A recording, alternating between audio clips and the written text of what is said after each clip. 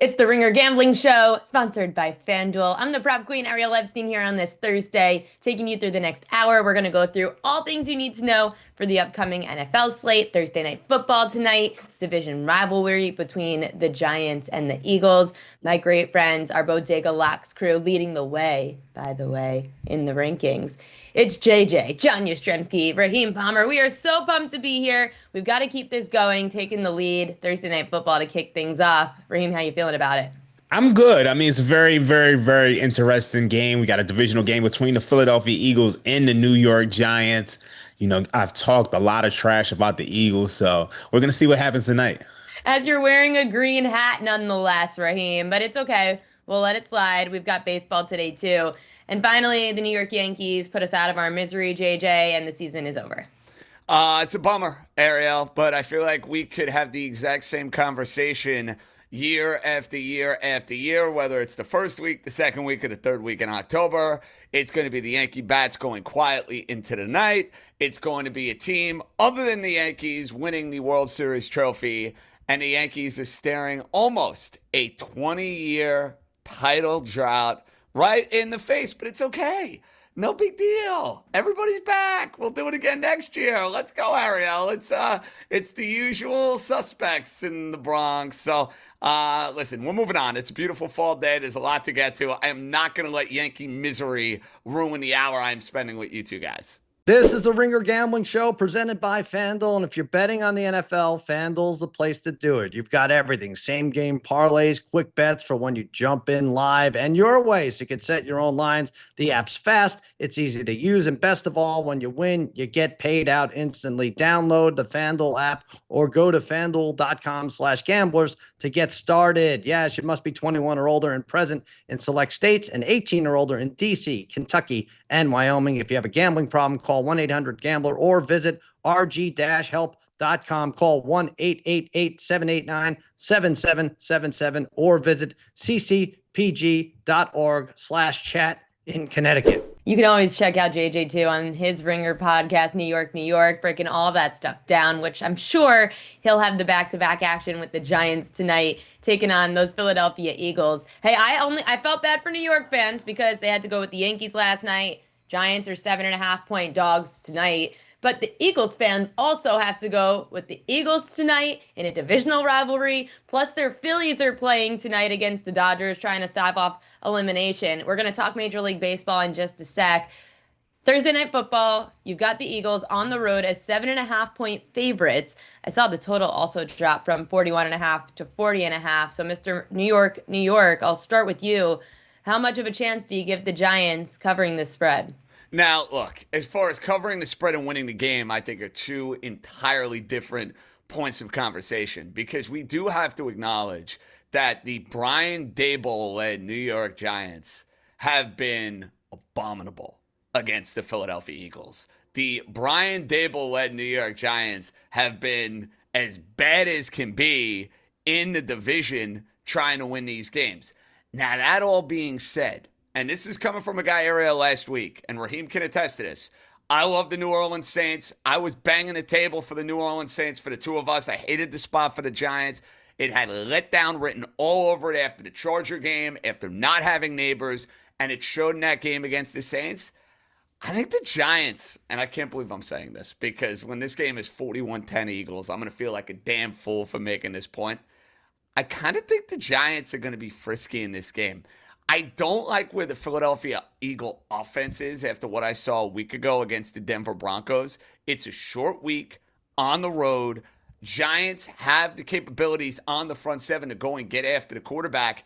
And what is the status of Saquon Barkley? Are we getting 100% peak Saquon Barkley after he got nicked up in this game against the Broncos on Sunday? So, look, I know Jackson Dart, rookie quarterback, a lot of troubling elements here in this spot. But for me, at least, I see 7.5 points. I think it's too many. It's a Holding special. I feel like I'm giving these out a lot on Thursday Night Football. Here's another. I like the Giants plus the points. Raheem? I'm struggling with this game. So you look at the game and the total was 42 and a half. It's been bet down to 40 and a half. And you have such a low total. and you have a high point spread. But then I look at my model and I have Eagles -9. I actually have this 25-16 or so. Obviously, like there's decimal points on that, so it's not going to be exact. But I think the Eagles are the team that I would want to back here. And I think the biggest thing here is that a lot of times in these Thursday night games, oftentimes the better team just performs better on a short spot. Now you do have to kind of ask yourself how much better are the Philadelphia Eagles, because you look at this Philadelphia Eagles team, they've really been disappointing offensively. You know, JJ said it, but they are actually one of the 5 teams that has been outgained in every single game of this season. And yet they're still 4-1. You're looking at an Eagles team which has reached they've basically reached a set of third downs on 53% of their drives, which is 28th in the league. So they're at the top. They're top 5, top 10 in 3-and-outs. So this is a team that's really been struggling offensively. But then, you know, I look at this Giants defense and I'm not that impressed. I don't think this is something to where, you know, the Eagles can't possibly improve. And I think this is a step down in competition. So I really want to play the Eagles team total over 24.5. That's how I really want to approach it. I haven't played anything yet, but that is my lean on this game. I think this is a game where I think the Eagles offense kind of shows out. Raheem, I know you use your model. The Giants are getting the home game tonight, Thursday Night Football. In a couple weeks from now, they go back to Philly to face for another Giants and Eagles game. How much does the model take into account that you're going to see the same divisional rival twice in the span of 2 weeks? I mean, the model, there's no way, like, it has no way to account for that. That's what I'm saying. Like, Yeah. if you're on the road this time around, Yeah. you know already as a division rival, as a coach, this Yeah. is going to be our approach this game most likely, and then this is going to be our approach that game most. Like you can't, it's always going to be different. Like the same game looks different amongst division rivals pretty much 85% of the time. See, that's fair, Ariel, but how much of that comes into play more so the second time around when we see these two teams match up? I guess you're trying to get at, hey, the Eagles can kind of dumb this down a little bit, get out and dodge, do what they need to do to win the game and make it as ugly as possible. I guess if that's the way you're looking at it, I can see that logic kind of coming into play. Look, The problem is they're coming off of a loss. They're coming off a very disappointing loss. And like, what was it, like 21 unanswered? They were up 17-3. So Yeah, I mean, and they lost 21-17. yeah, so it's like when you're coming off of a loss like that, I kind of look at this as a spot to where the superior team wants to bounce back. But yeah, once again, I think you have to ask yourself how much more superior is this Eagles team truly is, because they haven't been very good. And I've been, beating the drum all year that they're one of the most fraudulent teams in the league. You're talking about a team that's 4-1 with a point differential of +16. So, like, that tells you, like, they're not that great. I mean, in comparison, the Commanders are 3-2 with a point differential of +33. I'm looking at, I know that you said you like the team total over for the Eagles, Raheem. I saw the total dropping 41.5 to 40.5. JJ, any thoughts on the total? Yeah, doesn't it reek of a low-scoring game? Doesn't that tell you? Like, it's just from a standpoint of, hey, the Giants don't have Malik Neighbors. Saquon Barkley's beat up. Raheem referenced this Philadelphia offense not being the unit it's been in years past, at least in the first 5 games of the season. I kind of get the sense this is an ugly Thursday night, grinded out type of game. I'm not playing the total. We got too lucky last week. We had an actual good Thursday night football game last week. That was the Niners-Rams games. Maybe this one's going to stink. Well, 2 weeks ago, you had Seattle and Arizona, which may not have been a game that was easy on the eyes, but at least it came down to the wire. And the Miami-Buffalo game came down to the wire. So we're due for a terrible Thursday night game. No, we need That's to great. keep these close Thursday night games going. That's all. I'm betting 7.5. Let's keep it close. That's it. I'm looking at props, obviously. I actually saw that the tight end for the Giants, Daniel Bellinger, he was one of the most bet on props to the over. I like the under, just because the Eagles have been the best defense against tight ends across the last couple of seasons. This year, the Eagles allowing the 3rd least receiving yards per game to tight ends. Bellinger's averaging just over 14 receiving yards a game against Philly, going under in 4 of 6. And he is at 16.5 at the moment. He's gone under, Bellinger, in every primetime game since September 26th of 2022. Just had a big game against New Orleans, 52 receiving yards, but his prop 16 and a half. Yeah, I'm going to take the under on the tight end against the Eagles again. And then I was trying to figure out, do I go A.J. Brown longest reception? Do I go Devontae Smith longest reception? Smith is 19 and a half, Brown 23 and a half. You figure one of them is catching a deep ball against this weak Giants secondary. Brown's gone over more on the road, and he's gone over more in prime time. He has the higher prop, which makes sense, averaging 27 yards per longest catch against the Giants since 2022. Leaning towards A.J. Brown, but which wide receiver on the Eagles, Raheem, would you say is the better bet against the Giants? Well, it just feels like AJ Brown is not having the best season. So, I mean, I think you kind of got to go with Devonta Smith. But I mean, to back either one of these Eagles wide receivers right now, it's tough. But like I said, I do think you get some type of positive offensive regression from the Eagles. I think at some point they kind of have to put it together. Like I mean, I know Kevin Patula was kind of looking like Brian Johnson 2.0, but I'm willing to go contrarian. You know, like this total has come down from 42 and a half to 40 and a half. And I think now with this just being a market, I'm just willing to just say, you know what? I think people have gone a little bit too far. I'm just willing to give the Eagles a little bit of the benefit of the doubt here. Can I give you, Ariel, 2 touchdown props that I like tonight? Yeah, I was going to ask you if you had any props. Yeah, there are 2 that I would keep an eye on. One, Dallas Goedert, because he's had a lot of success historically against the New York Giants, where he mentions those Philadelphia Eagles wide receivers struggling a little bit. Dallas Goedert to go and maybe get a touchdown in this game. And on the other side, I like Jackson Dart because, listen, he's going to be running around a bunch. I think the Eagles are going to bottle up Cam Scatterboo and however the Giants are going to try to run the football. Dart making plays with his legs. You're getting a good value price to me on him to go and score a touchdown. So I keep an eye on Jackson Dart and Dallas Goedert to find pay dirt. I like it, and I know that we'll have our anytime touchdown props posted over on the Ringer for today as well. JJ also likes the Giants to cover. Raheem's leaning towards the team total over for the Eagles, but says he hasn't bet it yet. I like Daniel Bellinger to go under his receiving yards prop, and probably A.J. Brown, going to buy low on him and go over on his longest reception. For anytime touchdown, I think Hurts has a little bit of value at minus 130. Obviously, he hasn't scored a push touchdown in 2 weeks. I think they just lost a game. It's time to get back to the basics. Minus 130. I mean, look, been a while. This might be the cheapest that you're going to get Jalen Hurts for a while. So I think you take a shot on that. Okay. A bunch of anytime touchdown props. I love it.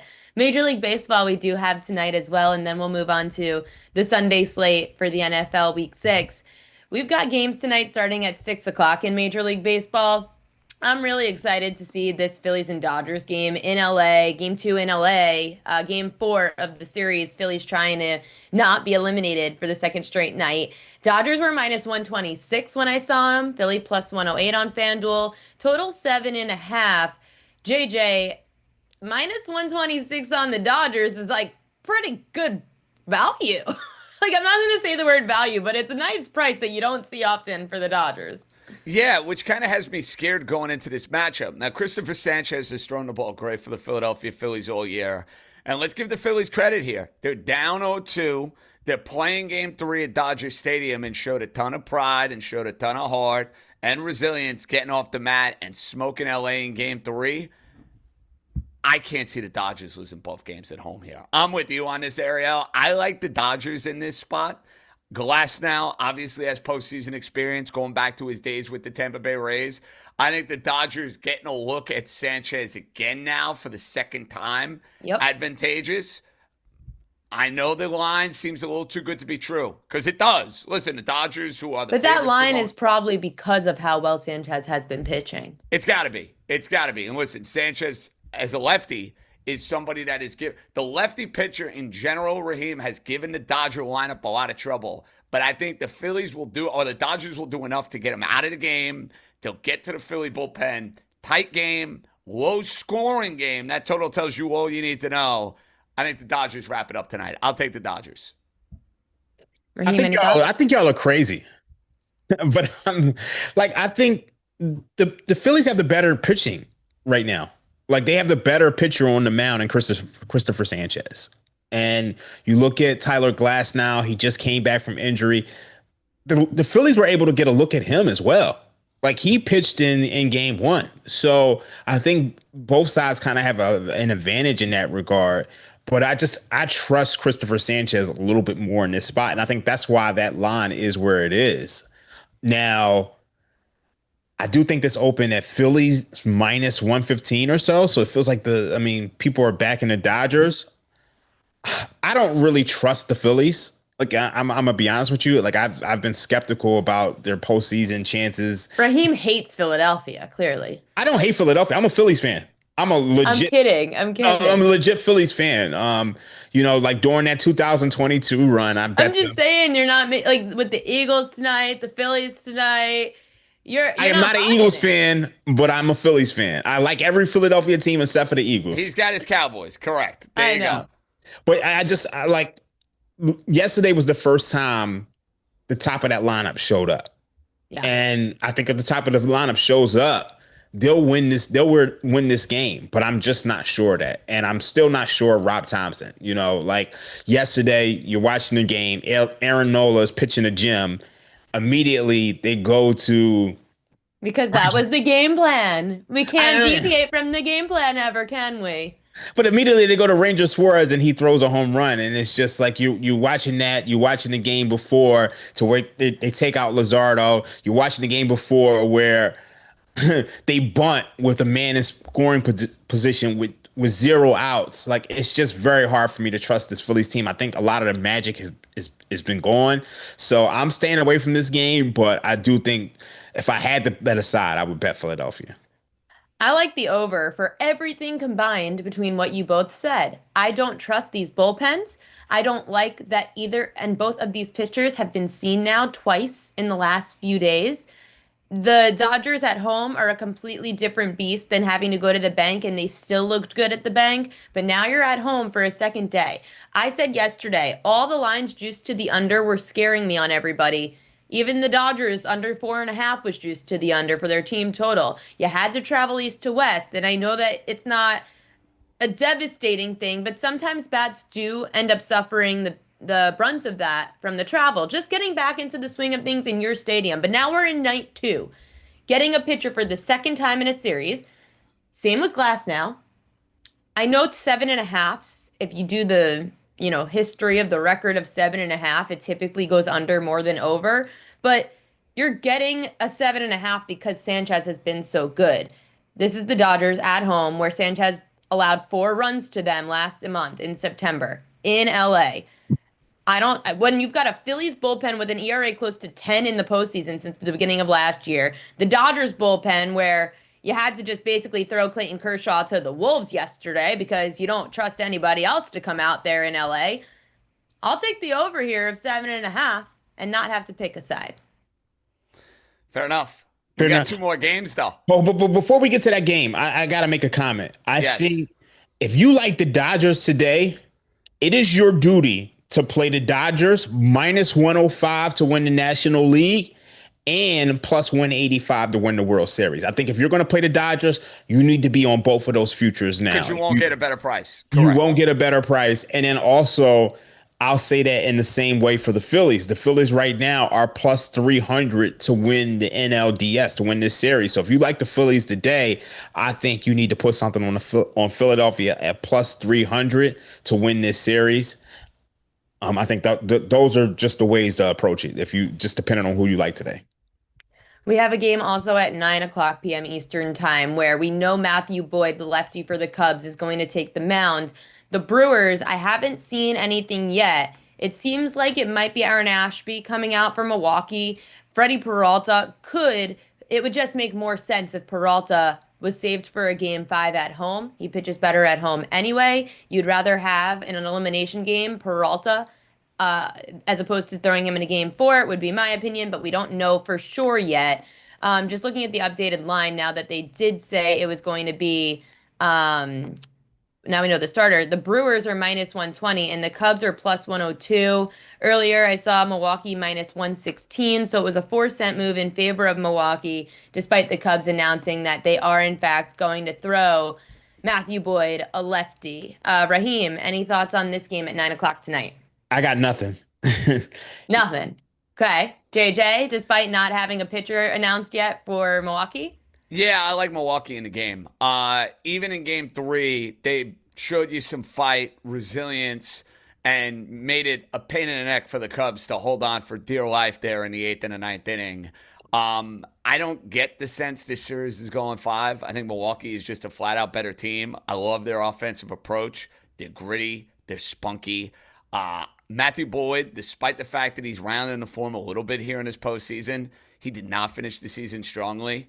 I think Milwaukee wraps this baby up today, and I'm getting the Brewers on a small price. I'll take it.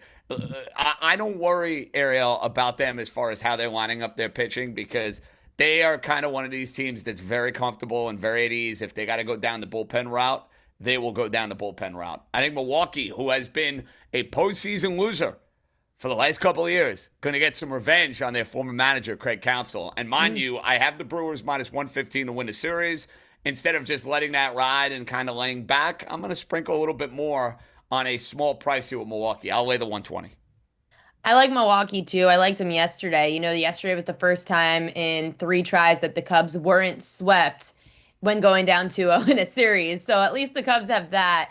The Brewers have actually done very well when going against Matthew Boyd. They're hitting 333 against him. He's allowed 15 runs, 11 earned, 16 hits in just 11 innings in 3 starts against Milwaukee this year. Plus, Milwaukee didn't even have to use all their high leverage arms yesterday. Jacob Mizrowski's around, Uribe's around, McGill's around, Koenig's around.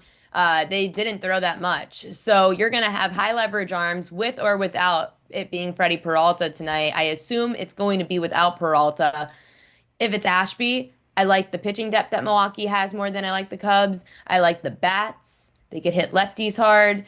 So I like Milwaukee as well. I just feel like I don't know, I guess if there was one team, Raheem, that I would say has a shot to send it to 5 that's playing today, I would give it to Philly more than the Cubs. It's very difficult to win an elimination game 2 nights in a row.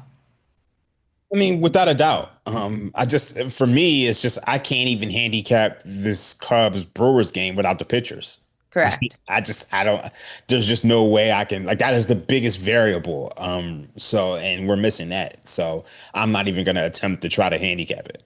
No, I agree with you. I wouldn't bet anything until I know exactly who's starting. We do have one more game tomorrow, which is going to be extremely fascinating because we've got Tarek Skubal on the mound for the Detroit Tigers. I think it's still TBD on Seattle for tomorrow, but JJ getting to see Skubal in an elimination game is going to be crazy.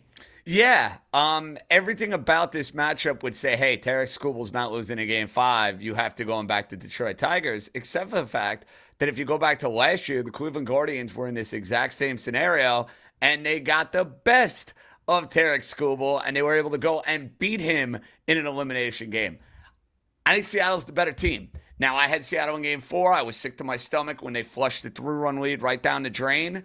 I am going to say the Mariners, who have had the vibe, who have had the feel, who have had all of this good juju working in their favor, are going to find a way to win a game 5. I'm going to take them at plus money, and I think we're going to have the tortured souls ALCS.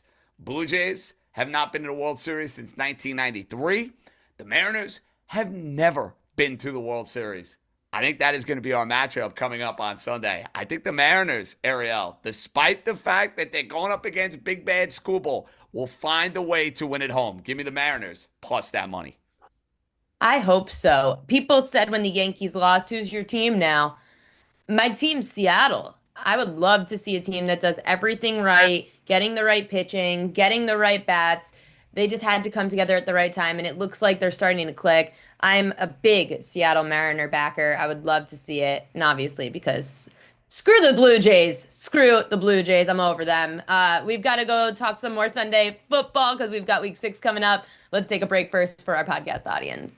Everyone who's watching on YouTube, thank you so much for watching, by the way. Subscribe, like, comment. It helps a lot. We like to look back at your comments also and make sure that we're doing everything we can to give you guys the best info for the show here on the Sports Gambling Pod, the Ringer Gambling Show. So starting with some games to look forward to for Sunday. Seattle and Jacksonville. You're getting the Jags off of a big primetime win over the Kansas City Chiefs. Raheem, is this the time now that we fade the Jaguars? Yes. Um, I look at my model and I actually have Seattle favorite in this spot. And I think the Jaguars, they've been really fortunate. I didn't want to play that Jags Chiefs game last week because I just felt like there was a step up in competition for the Jags. I mean, you look at the teams in which the Jaguars have played. Obviously, you opened up the season against the Carolina Panthers. Pretty easy win against one of the worst teams in the league. Then you lose a game against the Bengals after Joe Burrow got hurt. And then you beat the Texans, but in that game, the Texans had the ball inside the 10-yard line with under 2 minutes to go. They fumble it. You end up scoring a touchdown and winning the game. And in that game against the 49ers, everybody was bombed out and depleted with injuries. And the 49ers turned the ball over 4 times and you only win by 5. Then you come back and you beat the Chiefs and you have probably one of the luckiest drives in NFL history. This is a team that leads the NFL with 48 points off of turnovers. So, like, it's just at some point in time, you're not going to be able to just hit the pick six button. In comparison, the Seahawks are 29th in points in turnover margin. So it just feels like there's some regression coming from both teams. Seattle, they should be getting some of those corners back. They probably win that game if, the corners were healthy last week. But I think they're the better team. Give me Seattle. I'm right with Raheem on this, Ariel. I love Seattle in this spot. And Jacksonville's been good to me. I had them on Monday Night Football. I had them the week prior against the San Francisco 49ers. I just think this is a little bit of a letdown spot. You just played a Monday night emotional game against the Chiefs. Now you have a quick turnaround against Seattle. And I know Seattle was beat up in that game against Tampa Bay. Their defense got absolutely torched by Baker Mayfield. But we're in a situation where Seattle has become kind of a weird anomaly. What do I mean by that? They used to be this home dominant team where, hey, they played 12th man, the Pacific Northwest, the rocking crowd, everything that comes with it. Now they lose a lot of games at home. Seattle going to the East Coast has not been incredibly problematic. Hey, we saw Seattle earlier in the year go to Pittsburgh off of a loss and go and take down the Steelers. I'm with Raheem on this. When we do Ringer 107, this will be a play I'm absolutely advocating for. I think Seattle is going to beat the Jacksonville Jaguars. I love them this week. I was looking at the bet slips, though, and I saw Seattle's very public to start the week. It feels like everyone's going to be of the same mindset that no way the Jaguars can come off of a win against the Chiefs in prime time and win again. And I feel like we're sleeping on the Jaguars a little bit, guys. They've been proving time and time again that they're more legit than we think. Yeah, I think they're a good team. Ariel, I am a believer in Jacksonville being a 9 or a 10 win team and being a playoff team.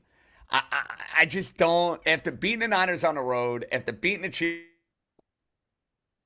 close games, emotional games, I don't like the spot for them. I don't. I think it's a bad spot against Seattle. And what I think you will see, I could be wrong on this, Raheem, I think you'll have a lot of people over the course of the weekend convincing themselves to get in on the Jaguars. I expect that to be the case.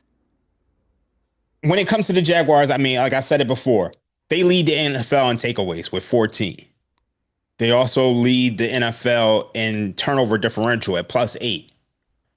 You take away those turnovers and you have a completely different team with a completely different record. And I think that is why the Jaguars right now are in the position that they are, is because they've been able to force turnovers. But we all know turnovers are random and they're not predictive. Like, we're looking at this Jaguars team completely different if the Texans don't fumble inside the 10-yard line. We're looking at this Jaguars team completely different if Mahomes doesn't throw a pick six. So I think Seattle's the better team. My motto has Seattle as the better team. I have to roll with it. I'm going to be looking at both of the pass catching backs, even all three of them if you want to throw Charbonnet in, but Kenneth Walker, Charbonnet, and Travis Etienne all for over receiving yards props, which we'll get to in a segment in a little bit. But those are definitely the ways to look. Those are two defenses, bottom 10 against pass catching backs this year, allowing a ton. I was looking before. Seattle has allowed pass catching backs to average 58 receiving yards a game. Jacksonville allowing backs to average just under 50 receiving yards a game.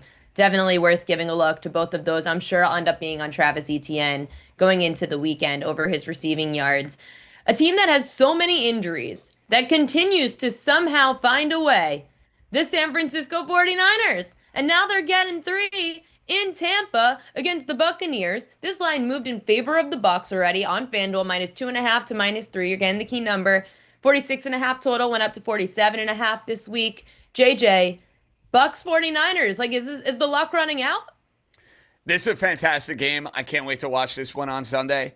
San Francisco deserves a lot of credit because their entire team is on the injured report. It feels like week after week after week, and they're finding ways to win. They have extra time going into this matchup against the Buccaneers. I just don't know if they're going to be able to keep up from an offensive standpoint. That, to me, is the interesting element of this game. San Francisco's defense has surprised, but Baker Mayfield is a wizard at the end of these games. If the game is close, he's going to find a way to pull it out. And it's interesting because for someone that was very bullish on Tampa at the beginning of the year, I picked them to go to the Super Bowl. I picked them to go and win their division. I took an alternate win total for them. Like, I was really in on the idea that Tampa could be one of the 2 best teams in the NFC. I've bet against them way too much this year. Like, I had the Texans against them. I had the Jets against them. They covered, thankfully. Last week, we all had Seattle against them. I'm sick and tired of doing that. I think Tampa Bay at home is going to be able to put up enough points where the San Francisco 49ers simply cannot keep up. I don't like the travel spot. Sooner or later, the injuries are going to catch up to the San Francisco team a little bit. And in Baker, we trust. I'm taking Tampa Bay, and I'm laying the points. Enough of fading my guy Baker Mayfield, Raheem. I can't keep doing it. I not only like the 49ers with the points, I think you can sell points with the 49ers. And I like them. I like them on the money line. I like them with the +3. This Tampa Bay Buccaneers team is probably one of the most fraudulent teams in NFL history. I'll start with my model. My model actually makes this game Tampa Bay -1. And so it's just at +3. I think there's tremendous value. Now let's look at the Tampa Bay Buccaneers. We talk about their offense. They're only 22nd in offensive success rate right now. 46% success rate. So what that tells me is that for whatever reason on 3rd down, they're able to generate these explosive plays. And you're seeing that. And it's just, you look at Tampa Bay, they're 4-1 with a point differential of +3. How many times can they continue to get lucky? You know, last week against the Seattle Seahawks, I mean, basically you have a drive when you're down 7. Sam Darnold throws an interception. We know this defense isn't very good at all. They are not a 4-1 team. They're not a true 4-1 team. They're performing like a team that should have won 2.5 games or so. So to me, the numbers are always going to say bet against this Tampa Bay Buccaneers team. And I think the 49ers, even with all the injuries, they're the better team. Like, I truly believe that. Like, I mean, I think the only guys they're really missing is Nick Bosa. I mean, obviously, the offense, it's proven that it can still work. Even without Brandon Ayuk, it can work without George Kittle because they have enough weapons in Christian McCaffrey. He can catch passes. They have weapons like Jawan Jennings. He might be coming back. Obviously, you know, my guy last week, he had pretty much a career day. Kendrick Bourne, he had a career day. If Ricky Pearsall plays, I really like the 49ers. So, I think you got to take the 49ers with the +3. I'm just going to tell you, be careful with this Tampa team, Raheem, because I understand the numbers are not going to like them, right? Yeah. They're not going to like them. But at the end of these games, Baker Mayfield is a damn assassin. So remember I said that. Be careful. It's not fun being on the other side of it. We've been on the other side of it way too much. How much would you guys say it's worth waiting to obviously, like, would you jump on this now, or are you going to be waiting until we know who the quarterback even is of the 49ers? I think you got to jump on it now, because if you don't jump on it now, there's a chance that this goes down. But or you think this flips if Purdy starts? I don't think it's if Purdy starts, I mean, you're looking at a pick 'em. I'd say 1.5. Yeah. Yeah, you're looking at close to a pick 'em. And then if other guys, Ricky Pearsall, they get ruled in, or Jawan Jennings, they all get ruled in. I mean, you're looking at a pick 'em. And yet right now, this line is holding steady at 3. And even on FanDuel right now, you're looking at 3 + 115. So to me, that tells you, like the sharper money is on San Francisco. Like right now on FanDuel, Tampa Bay is 3 minus 105. Yeah. You're getting 3 minus 105. You don't have to lay 10% juice. So instead of like your break even rate being 52.38%, it's around 51% on a 4-1 team. I don't know. Huh. They're taking a Yeah. position. No, for sure. Especially this line moved from -2.5 to -3 on the Bucks, so they're probably seeing what they can get, and also protects a little bit against those teasers. I don't have an opinion on this one just yet. I know Christian McCaffrey is going to have to be used out of the backfield a ton, but that's not good because the Bucks are actually, or excuse me, out of the backfield a ton because the Bucks are actually bad against pass catching backs, but they are good against the run this year. So McCaffrey again going to be utilized more out of the backfield. Lots of dump offs to C-Mac. One more game tonight, or Sunday night, that we'll talk about before we move on to the props. Detroit and Kansas City. This is going to be a pros versus Joes game. I feel it already. You're seeing already 81% of bets, 72% of money coming in on Detroit. And yet the line already moved. Kansas City -1.5 to -2.5. They just lost in prime time against the Jaguars. Second primetime game in a row. This one's in their house against a team that it's like potential Super Bowl matchup. JJ, you look like you're just putting your fingers together. What do you want? Give me the Kansas City Chiefs, Ariel. I understand Detroit with is you. everybody's darling. I love Dan Campbell. I love the rushing attack. This is your classic square dog of the week. That's just how I see it with Detroit. Everyone now is looking at Detroit and is saying, hey, Jared Goff, that offense, they don't miss Ben I even Johnson, think with that they two don't and a miss half, the Aaron books are Glenn. welcoming in the teasers right now for those Lions. 1,000%. 1,000%. Kansas City has lost 3 close games this year when you think about it. They lost a close one to the Chargers. They lost a close game to the Eagles. And they lost a devastating game to the Jaguars. I think they will be able to put up points on this Detroit defense. I do. Because this Detroit defense has not wowed me over the first 6 weeks of the year. This game, I just think from a significant standpoint, Chiefs need a bounce back. This is going to be a showcase game for them. I don't see the Chiefs going to 2-4. I'm all over the Chiefs. We're swinging for the fences on this one. This is another Ringer 107 special. If I could get Raheem on board, because I could tell you like I know. it already. I feel like we're gonna have to get Raheem on board with Come us. on, I'm Raheem. on the same page with you on these Chiefs. Raheem. So initially on Monday, I thought this was a Lions teaser spot. I really, really did. I felt like you got Kansas City on a short week, humiliating loss. It just felt like, all right, you tease the Lions up from 1.5 or 2.5. You get them through that key number of 7.5, and you're in a good spot. But the Lions have all of these injuries. DJ Reed is out. The secondary's banged up with Terrion Arnold. So I think that puts them in a tough spot against this Chief offense, which people have been underrating. But against the Jaguars, who they force all these turnovers, the Chiefs had a 64% success rate. Like they got whatever they wanted offensively. So you look at on early downs, they had a 65% success rate. Early pass, 73% success rate. Passing success rate in general, 70% success rate. So this Chief offense is back. You talk about Xavier Worthy and how he's opened things up, but Patrick Mahomes, he created another Hove and Tyler Thornton. He's a huge deep threat guy. So I lean towards the Chiefs here, but my model has this at 1.5. And I'm really trying to stick with my numbers as much as possible at 1.5. Like it's at 2.5 now. So right now I'm going to personally stay off of this game because I'm really, really trusting my model. I actually have this Chiefs 25, Lions 23.7, so like 1.3 or so. So I'm staying off of this, but I do understand. It sounds like we're gonna be able to convince Raheem I think for so our too. bodega locks. I I understand the sentiment, but personally, I will not be playing this game.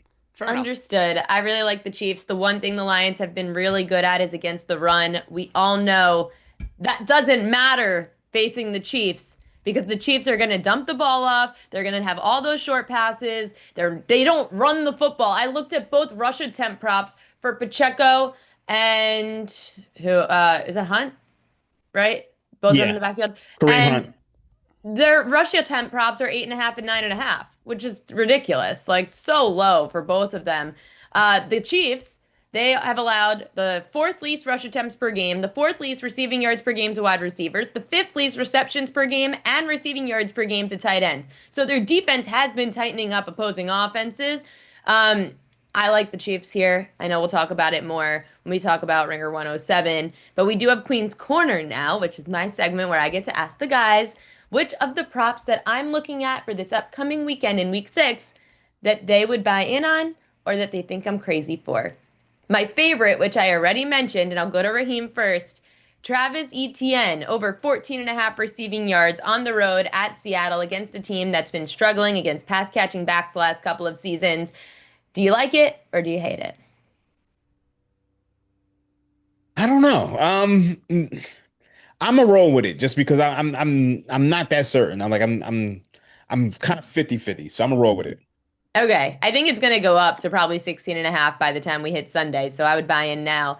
Kyron Williams, running back for the Rams. I know he's got a lot to prove, coming off of some crucial fumbles. His rushing yard prop is 69.5 against my Baltimore Ravens, who are absolutely terrible in all facets of a defense. JJ, you know a thing or two about bad defenses and getting run all over. How much does Kyron Williams have a bounce back game this upcoming week against my Ravens? So don't get me wrong, Ariel. Your Raven defense is beyond depleted, and I would expect the Rams are going to be able to have their way offensively. I would stay away from this one from this standpoint. Does Sean McVay look at Kyron Williams and say he's in the doghouse? And does he lose carries in this game because of the fumbling issue? They obviously have somebody they can turn to in Corum. That's why I'm not laying 120 here in this spot. Now, in theory, yeah, he could go for 100-plus yards. McVay trusts him. They get the rah-rah speech after the game. But the minute there is a ball security issue, you could see Kyron Williams maybe spending a lot more time next to Sean McVay and not out on the football field. So I can't give you an endorsement on this one. Good thing for Kyron Williams, the Ravens don't know how to force turnovers, so he might be in luck for a nice turnaround game. Justin Herbert, the quarterback for the Chargers, 15.5 is his rushing yards prop, getting the Miami Dolphins. I should have saved this one for JJ, but I'll give it to Raheem. Over 15.5 rushing yards for Justin Herbert? No, I'm not touching this one. That offensive line is a mess um, and I was gonna say San Diego, but in Los Angeles, I just cannot trust this at all. I don't know if Justin Herbert is even gonna make it out of that game. The way He'll make it out of the game. A-okay. He's playing the Dolphins. I mean, as bad as the Dolphins defense is, I mean, at some point, your offensive line, it's just they gotta protect for you.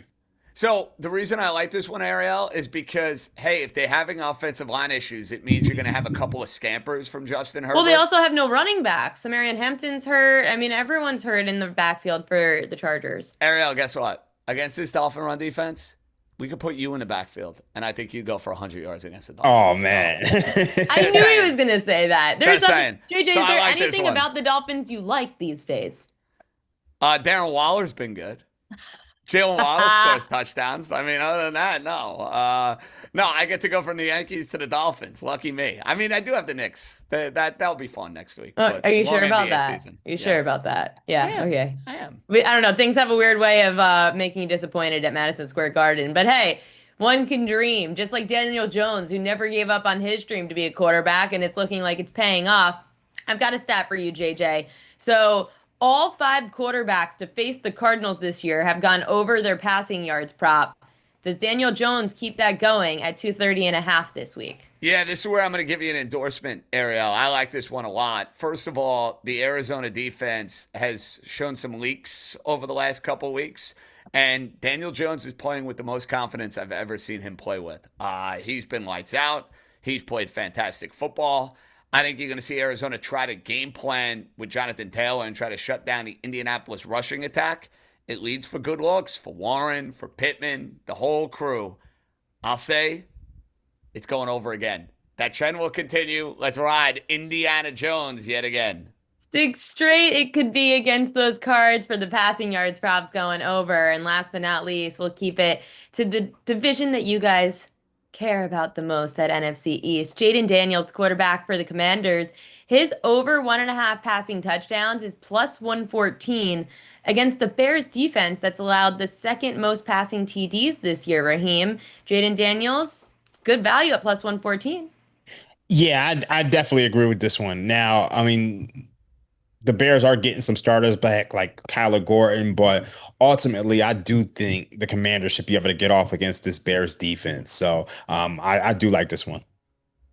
Well, that's all we've got for Queen's Corner. We've got some props that you could look ahead to and get some good numbers because I promise you these things are going to move by the time that we have kickoff on Sunday. Let's take a break for our podcast audience. We'll be right back with our Ringer 107 picks. For YouTube, everyone like, subscribe, comment. We really appreciate getting the interaction from everybody on our YouTube page. It's JJ, Raheem, Ariel here with you for Ringer 107. We love having our Ringer 107 picks. Bodega Locks, we are number one. So if there is one show of the week that you need to listen to try to get ahead on these contests, listen to us because we are your current leaders. And that's how we want to keep it. Ringer 107 brought to you by FanDuel. It's our pick'em contest. All football season, it's between us, shout out Bodega Locks, Sal and DeBundo, fantasy guys, Bill Simmons and House and Shell. So let's get to it. Our week 6 picks. JJ, you go first. Who are you throwing out there? Because for everyone who doesn't know, we each get one pick, and then we're going to have to decide for the last 2 and agree upon it. So, JJ, who is your must-have in our Bodega Locks this week?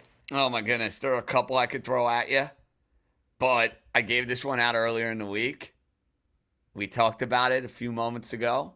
Seattle Seahawks. I just think it is a terrible, terrible spot for the Jacksonville Jaguars. I think Seattle, from a health standpoint, is going to be in a better spot than they were a week ago against Tampa Bay. Sooner or later, the luck has got to run out for the Jaguars. I can't see this being yet another game where they force 3 or 4 turnovers. They're coming off 2 highly contested, highly emotional games. Seattle, reverse splits, reverse trends. They like playing on the East Coast. We'll lay the small number with the Seahawks. Let's not get burned again by McDonald's team for the second straight week. Seattle. I'll give it to you. I know Raheem likes it too, right? Yes, I do. Okay, so we're in on Seattle. That's one. I'm going to write these down, even though I know that we've got them covered in the back, but I want to remember. Okay, so that's So Seattle's in the bag. Okay, Raheem. Seattle's in the bag. Raheem, who's yours? Going with the San Francisco 49ers plus 3. I said before, Your pick. Tampa Bay, most fraudulent team in the NFL right now, 4-1 point differential of plus 3. At some point, there's only so long fake thugs can pretend. I know Baker Mayfield is pulling a rabbit out of a hat each and every game, but this team is just not that good. They truly are. At some point in time, they're gonna get stopped on one of these game-winning drives. Like, how many game-winning drives? They've had a game-winning drive in every single win they've had this season. Every single one. It stops here. Give me 49ers. I'm going to throw a team out there because I know, listen, I love the Chiefs probably the best this week, but I'm going to save that, I think, because we all agree. No. This is your pick. We'll debate the next 2 when we do the next 2. This is the Ariel. I love this one the most. It's Kansas City. Just say it. I do love Kansas City the most. I just feel like their offensive scheme matches up very well with the Lions because who cares if they can't run the football against Detroit? That's the bread and butter. Is Detroit's run D is very good. The secondary is exposable, and that's exactly what this Chiefs team can expose going into the game against Detroit at home. Steam is on the Chiefs. -1.5 moved to -2.5. Public already backing the Lions in this spot. I think that taking this up to 2.5 has now given the books every teaser leg possible on the Lions. And if that thing stays at 2.5 this entire week up until the game on Sunday night, the book isn't afraid of the Detroit Lions losing by double digits at that point because the teasers have been wide open. So I'm going to say Kansas City, they match up well against Detroit. They're not going to, I just at home in prime time after a terrible loss to the Jaguars, they'll clean it up and they'll be able to expose this bad Lions secondary. What do you guys think? All right, so we got 3 right there. I endorse the Chiefs, and that's your play. So now we got to get 2 more here. Can I throw one out there that we haven't talked about at all this game Yeah, yet? please. The New England Patriots. The Patriots went from -3 to -3.5. I know they're on the road at New Orleans, but like New Orleans just had their big win over the Giants. No, I don't like this one. I don't like Okay. this one either. No, Because New England, I Raheem. mean, New England, here's the thing. I'm never a fan of taking a team who is a home underdog who becomes a road favorite. Okay. And that is what New England is. But also, they had their big win. That was the win where, all right, we're showing we're here for the party. Fair, coming off the Buffalo win. That's Yeah, fair. so now you're coming back and now you're laying 3.5 on the road against a feisty New Orleans team. Like New Orleans almost beat Buffalo themselves. So you're not really getting the value here. And then you're also laying the hook on the road. And we all know games land on 15% of the time. So that hook, it's really taking away any value you would even have on New England if there was value. And I don't think you're getting value because they're coming off of that Buffalo win. So I dislike this one. I'm right there with you. I was going to say, if anything, Ariel, I like New Orleans in this game, not the Patriots, because of the fact that, hey, New England is coming off the win of all wins, right? A Sunday night showcase game against the Buffalo Bills. And let's be real about the Saints. They're going to be a bad team this year. They're going to lose a lot of games. Outside of the beatdown the Seattle Seahawks gave them a couple weeks ago, they've been in like every single one of these games. Like, is anybody going to be surprised if this is 24-21? New England wins by 3. They do exactly what they need to do, but the Saints go and cover the number. Listen, if we don't want to take the Saints, that's fine. I just am not going to get Yeah, I actually think the Saints can win this game. I think it's a very winnable game for them. Okay, what other teams do you guys like this week? I'll throw one out there. What do you guys think about the Atlanta Falcons plus 4.5 against the Buffalo Bills at home? You have Atlanta getting extra time to prepare for this game. I know Buffalo's coming off a loss. I know people are going to say, hey, Josh Allen back in prime time, going to go and torch the Atlanta defense. Raheem, Ariel, I think Atlanta can run it all over the Bills, and I'm getting 4.5. I low-key kind of like the Falcons here. So I understand the sentiment. I really, really do. And I do think the sharp money is going to be all on Atlanta. But here's the issue. You look at the Atlanta Falcons, their red zone touchdown percentage is 46%. They are struggling in the red zone. So this game is going to come down to whether the Falcons can score touchdowns. And I don't know if they can. And I think that's what scares me more than anything else. But I totally understand the sentiment. I do think the Bills are rather fraudulent. I don't think their defense is very good at all. So I think that's where I'm struggling with. These are 2 good defenses, and I saw this total already dropping a bit. And I'm saying good defenses because when you look at both defenses against each individual position, which is how I go through all my props, both of these defenses are pretty much inside the top 10 in every statistical category in limiting opposing position players to go under in most of their props. So seeing that this total already dropped, you would think and again, it is a high total still at 49.5, but if the total is going to continue to drop, maybe the defenses do prevail, which does help a dog, especially a home dog. I don't really have a full say on this because it does scare me to fade the Bills in prime time against the Falcons, who are pretty unproven. But I feel like we have to start agreeing. All right, Raheem, So throw one out there. I got a couple I want to throw out. The Pittsburgh Steelers. Oh, I was going to go on the opposite side of you. Hear me out. This is probably one of the worst traveling situational spots you'll ever see. The Browns are playing on their 3rd straight road game without any rest. And one of those road games was in London. They played in London last week. And then before that, I mean, where were they at? They were in Green Bay, and they were in what? Well, they're home versus Green Bay, Cleveland. They were home versus Green Bay. But this is their 3rd straight road game. So they play home at Green Bay. Then you went on the road to Detroit. Then you go to London. Yeah. So it's just like this is just a brutal, brutal spot. Like I don't know how you like I just don't know how you recover from that. And you're doing it with a rookie quarterback. Game's going to be gross, though. That's my problem. I don't have a great. I understand your point on the travel. The total in this game is at 38 and a half. But then even when you get beyond the travel, Gabriel is horrible right now. Like He's not any good. I get that. he's hard. Like this is a prime Mike Tomlin rah-rah spot. Like What's your logic, though, Ariel, for Cleveland? Divisional matchup that is always at least once a year very close between the Browns and the Steelers, and the Browns at least have the better defense that could keep them in a game with a Pittsburgh offense that I very much don't trust. Pittsburgh's allowed the second most passing yards to quarterbacks, third most receiving yards to wide receivers. That kind of helps the Browns offensively, especially with the young quarterback. I think that the Browns could put a lot of pressure up front on that pass rush and get to Aaron Rodgers. So I felt like for a divisional game, one of these two games between these two is always close. It's always close to the point that the Browns tend to upset the Steelers at least once a year. You just have to pick the right one.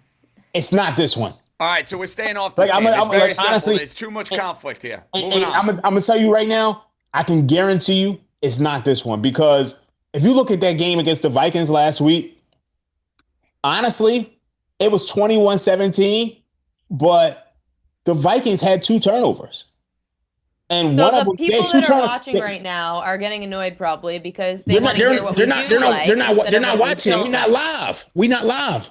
So, but they had two turnovers and one missed field goal. So it's if, and then also you got to remember the Steelers are coming off of a bye and they get Joey Porter and Alex Highsmith back. So the defense is going to be better. Like honestly, I have this line as Steelers -8. Okay.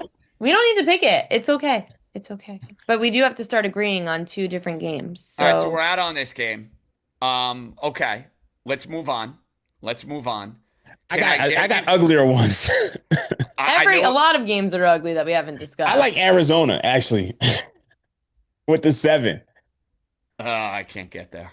Oh, I my get God. your point. I get your point on that game. I thought you were going to throw out Miami, and I was going to shut No, you no, down I'm not throwing out immediately. Miami is just too bad to where I think the Chargers offensive line is such a mess, but Miami is so bad that I wouldn't throw that out there. But I think the thing with Arizona to me is that the Raiders were catching 6.5 against the Colts last week.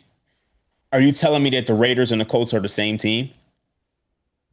No, And I think Arizona's better. So I just think that creates Well, now value. that it hit 7, if we could lock in 7, I don't hate taking a key number of 7, but at 6.5, I was iffy. Okay, you guys can get me on board plus the 7 with the Cardinals. I'm just surprised y'all like this one more than y'all like Pitt. No, I don't. I Really guess have I a hate feel for that divisional game. games. I don't have a feel for that game. Mhm.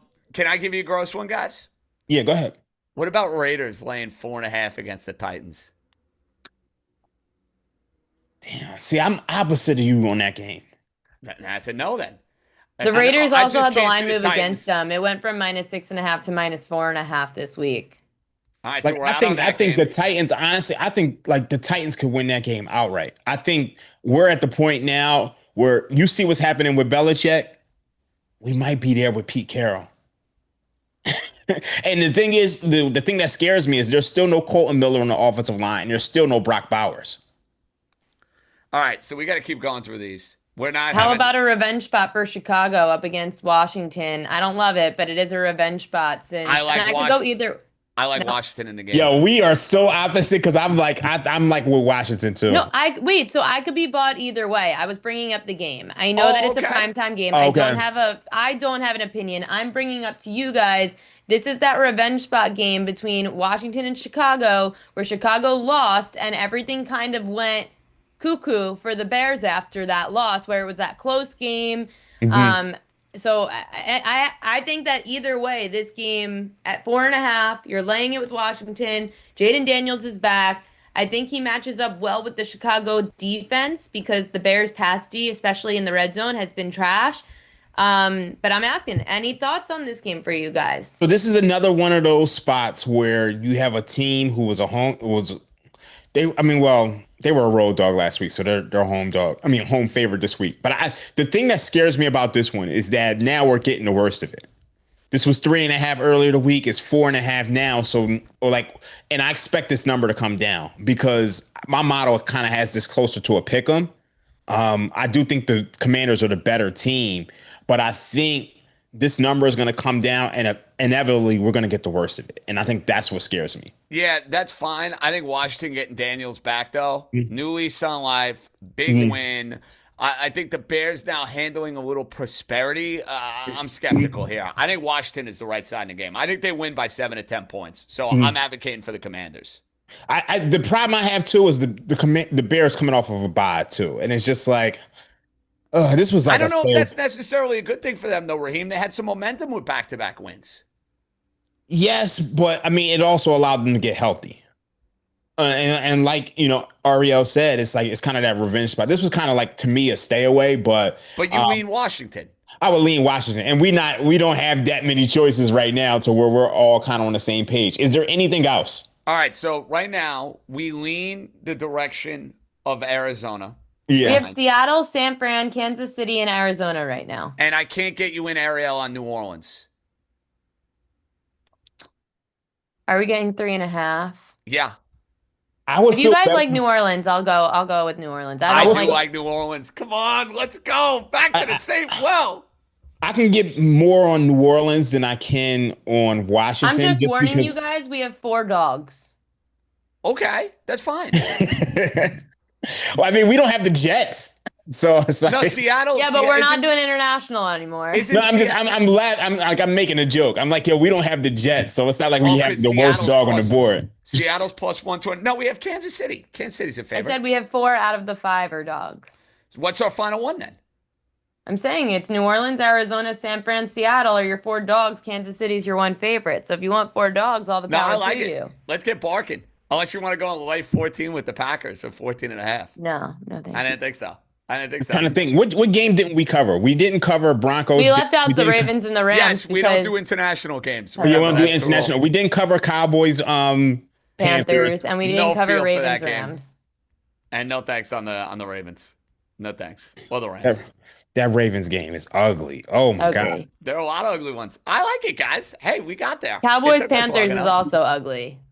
We're not taking the Panthers. I refuse. Yeah, that's an ugly one. Listen, yeah, and the line, just so everyone knows, did move a 0.5 point in favor of Dallas. Money's actually coming in on Carolina early this week. So Sharps, that's Ariel, a pros versus we didn't get your opinion. Do you like Washington more than you like the Saints? I'm indifferent. Whatever you guys, if you guys have opinions. I just want to hear your opinion on the Washington game. My opinion on the Washington game is that Washington's, of course, the better team. I don't trust Chicago. I think that Jaden Daniels is going to throw for at least 2 touchdowns. But I worry about injuries, and I worry about the revenge spot in prime time where Caleb Williams has been very outspoken about how much he hates the comparisons between him and Jaden Daniels and how much his team fell flat and was one of the worst teams in football after that close loss to Jaden Daniels. So I can't discredit the revenge angle for that team. But do I think that the Commanders are the better team? Absolutely. Mm-hmm. I was almost at 4.5 willing to just take points as opposed to laying them. But again, Washington's home. I was trying to get your opinions on that game because revenge angles in prime time. Because I think you can get me there on Washington if you guys wanted to. I mean, if you felt strongly about it, I think y'all can get me there. As opposed to what, Arizona? No, as opposed to the Saints. I would rank them Saints, Commanders, Arizona. It's whatever. I mean, what does the model say? Do we like New Orleans more, or do we like? Okay, so Commanders? I have 2 models. So I have one model that pretty much the one you like the most. They both have their strengths and their weaknesses. I have one model that actually puts New Orleans as a favorite. I have another model that makes it a pick 'em. With the Washington game, I actually have one model that has Washington minus 7.5, and then another model which puts it at Washington minus 1.75. So I think you put those together, you're at like 4 or so, 4.5. So your model is happier with the Saints, essentially. Yeah. And then also, what was that Arizona game? 7. Arizona is at 7. I'm at 4. Um, yeah, so I'm at 4 on that one. So you guys want to keep it Seattle, San Fran, KC, Arizona, New Orleans. Let's go. There you go. Yeah. Yes. Oh boy. Okay, so we are taking 1.5 with Seattle. We are taking 3 with San Fran. We're laying 2.5 with Kansas City. We are taking 7 with Arizona, and we are taking 3.5 with New Orleans. We will be barking this weekend or on Thursday next week What to at each do? other. Great. Okay, lots of barking dogs. Ringer Run with 7 is brought to you by FanDuel. Odds are subject to change, just so you remember. It is best bets time. It could be a best bet from tonight. It could be a best bet in football, in baseball, in whatever weird league that Raheem follows in basketball, which is not the NBA because that doesn't start for a couple of more weeks. It could be plays on Sunday as well. So let's start with Raheem. No, you Best start. You bet. start with JJ. Start with JJ. Oh, JJ? Okay, JJ, go for it. All right, I'm giving you 2. One in Major League Baseball. Seattle Mariners. They're going to find their way against Scuba, plus money. Mariners to take down the Tigers on Friday night. In the NFL, I've talked about this game way too much. I'm not going to give you any more thought on it, but the Seattle Seahawks. You notice the trend there? Seattle, I'm in your corner, baby. Mariners, Seahawks. Let's go. Let's parlay them together. We might as well. Let's get a Seattle special. Wow, JJ is going to be moving to Seattle. Did you see the big dumper guy, by the way, where he said "dump here," the home run Yes. shirt? That was iconic. Yes, I That did. could be you, JJ. That Sure, could be you. why not? Dump the winnings right in my pocket. Let's go. Raheem, you want to go? You want me to? You go. My best bets are one is a prop, another is in baseball. The prop for tonight, Giants tight end Daniel Bellinger, under 16.5 receiving yards. He's gone under this in every primetime game since September of 2022. He's coming off his big game of the year, 52 receiving yards against New Orleans, but the prop 16.5. Huh.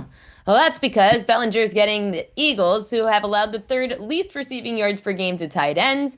Bellinger's averaging about 14 receiving yards a game against the Phillies. Well, I almost said Phillies. Against Philly in 4 of 6 games, he has gone under the receiving yards number. So we're going to go Bellinger under his receiving yards for Big Blue tonight.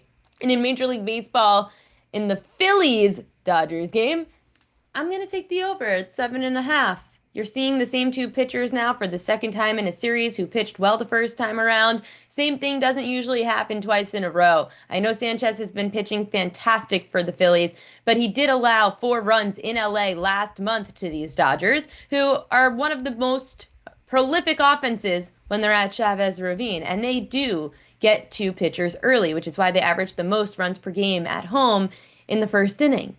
I think they knock out Sanchez early, and then you get to go to the Phillies bullpen, who has an ERA just below 10 in the last 2 seasons in the postseason. And the Dodgers bullpen is so untrustworthy that we had to throw Clayton Kershaw to the Wolves last night. Dave Roberts doesn't trust him. That's how bad the Dodgers are. And Glasnow, with that oblique and all his injuries, can't go far into a game. So they're going to have no choice. And the Dodgers are going to have to throw their bullpen arms. We're going over 7.5 in Phillies and Dodgers, Raheem.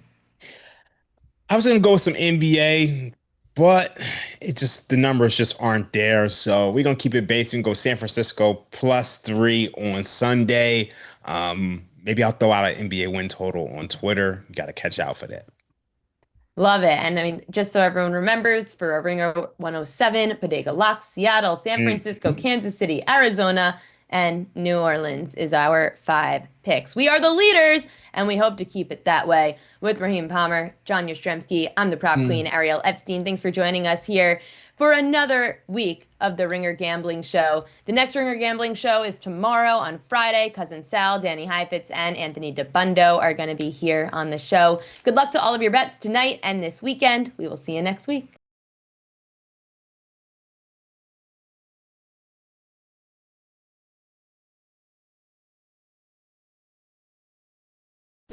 Must be 21 plus and present in select states. Kansas, in affiliation with Kansas Star Casino, or 18 plus and present in D.C.